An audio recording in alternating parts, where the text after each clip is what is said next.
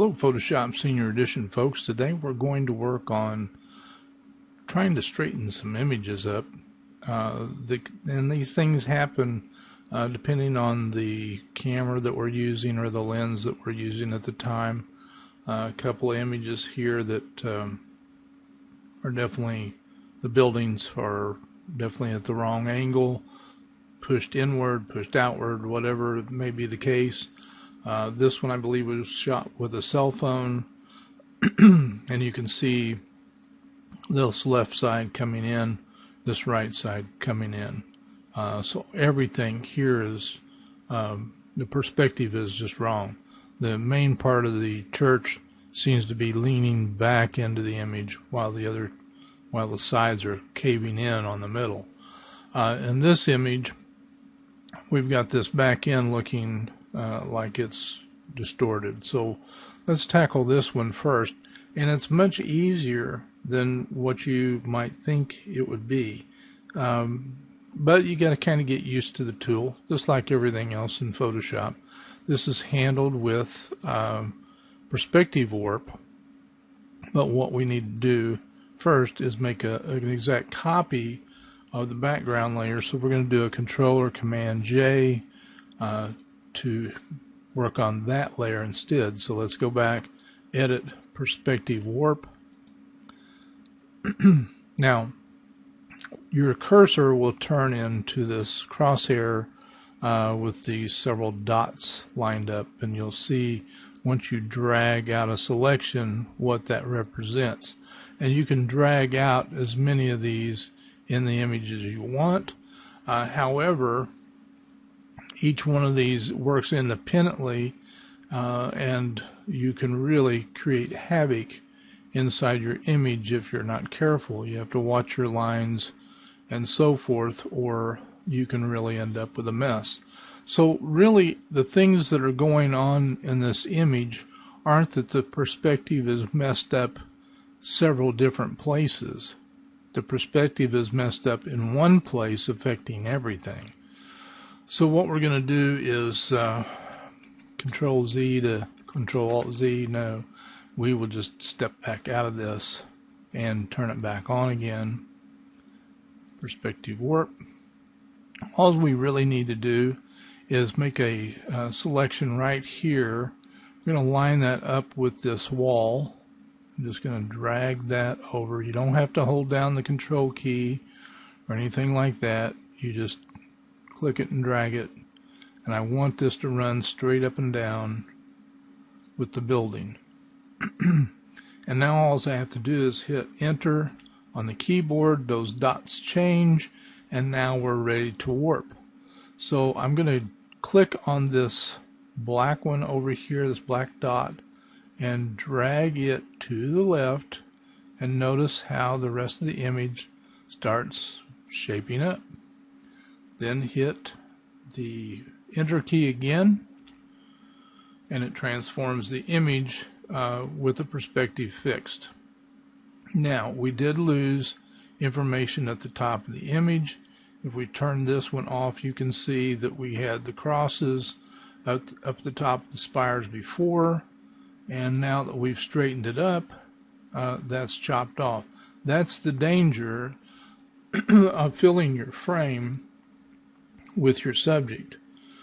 So you have to leave space on the sides, the bottom and the top, for it to spare you things being cropped off. That applies to if you resize your images to 8x10 or so forth. If back in the days of the darkroom, when you put something in an enlarger, things really got cropped off when you went with an 8x10 when dealing with a 35mm negative. So this is the same side of the coin, so to speak. When we straighten this perspective, we're losing the top of the church. But now if you look, the perspective is corrected. We may have gone a little further than we needed to, bringing the church, the main body of the church, a little far forward, but that's easily controlled. Now, the problem happens sometimes when people make too many selections. Let me show you an example of that. If we go into perspective warp and we make a selection here, and then we try to fix this up with another selection, say here, and let's match that up with the angle of that building, and that's running up and down with that, and I hit enter, and then I swing this forward and I swing this out. Look at the spire right here. So it's still back where it was. Now we could have selected, let me undo that again, Control Z, and let's do it slightly different. Let's make another selection here and run that right down that side. Let's go all the way up with this one and then run that angle the same shape as the side here is going. Let's do the same thing on the spire side, running this the same way, and hit enter. Let's drag this forward and let's drag this left, and then hit enter. And that doesn't look bad. We were able to spare the crosses, but now look up here at the top, we've basically taken the entire image and pulled it down to change the perspective over here. So you've got to watch all the angles, and this is kind of kicked up here, causing a wild angle. So you got to be careful with it when you work with it, not to create more problems for yourself, basically. Let's look at this one real quick. When I first got this image out of the camera, let's create a copy of that, Control J. I wanted to create more than one of the selections. I thought I could protect this edge by creating that screen or that grid, and then basically line that up here. Let's line that up with the doorway, hit enter, and then try to bring that down in the back and hit enter. And actually that did a pretty decent job, except if you look at the boards going across the front of the church, they're now bowed. Zoom in a little bit. See how they're curved now? So let's undo that, and this time just create one piece that just pretty much frames this front out. Now run this up here, line that up with the front, line that up with the side. And it's good to try to line this up with the boards. Since they're there, it gives us a reference point. Got to hit the same board. Let me zoom in a little bit here.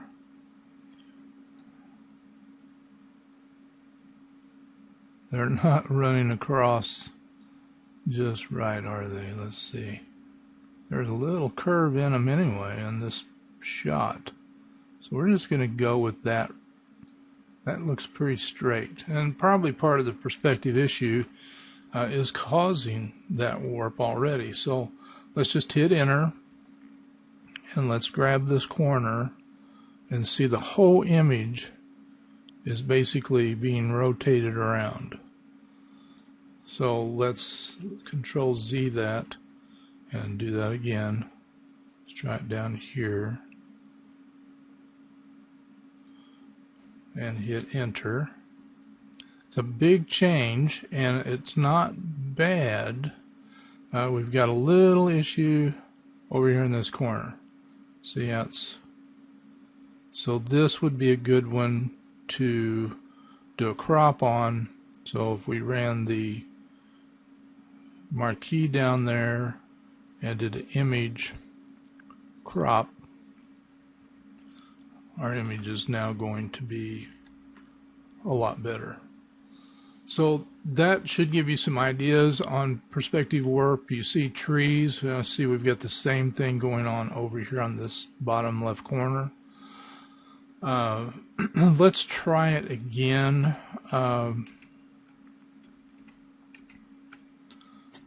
We got that nice copy, so let's just see if we can't do a little bit better job going up further on the church. Again, lining up as best we can. Let's take that to the edge.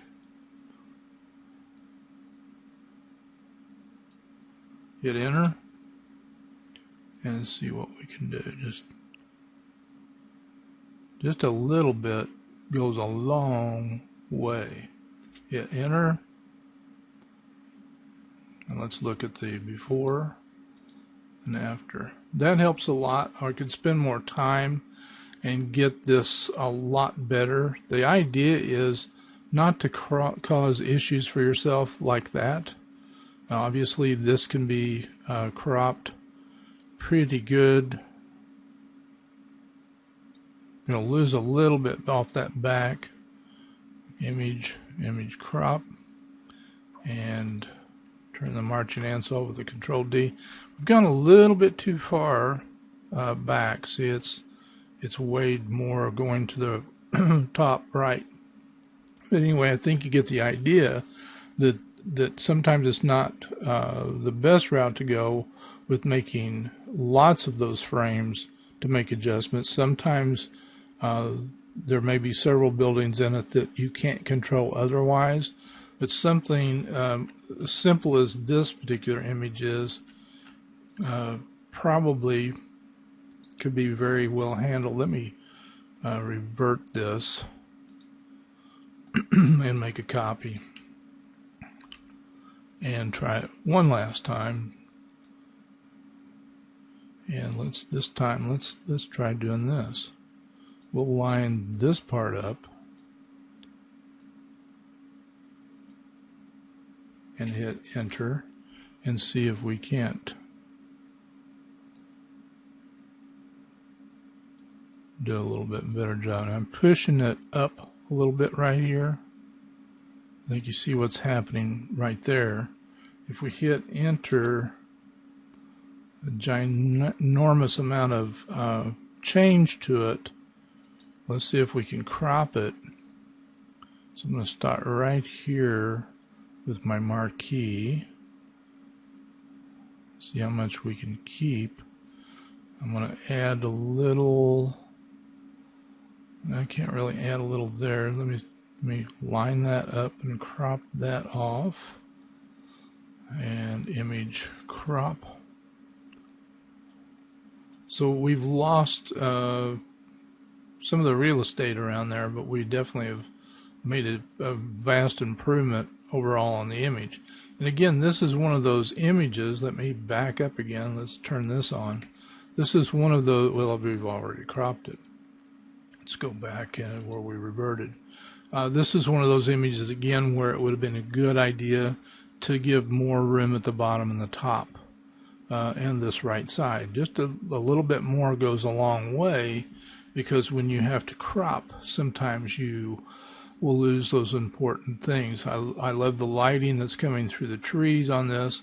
It can certainly be enhanced to look much better, but the number one thing is we want to be able to fix the roof line and so forth, so it doesn't look like it's about to fall over. All right, hopefully this gave you some ideas to use on your perspective. There's a lot of images that I've run across in my time that can benefit from a little bit of this. Just don't go too far, and be sure and watch those edges so you don't end up with really strange areas that you don't want. All right, that ends this video. Be sure and let me know if you have any questions over it, and I will see you all later. Bye-bye.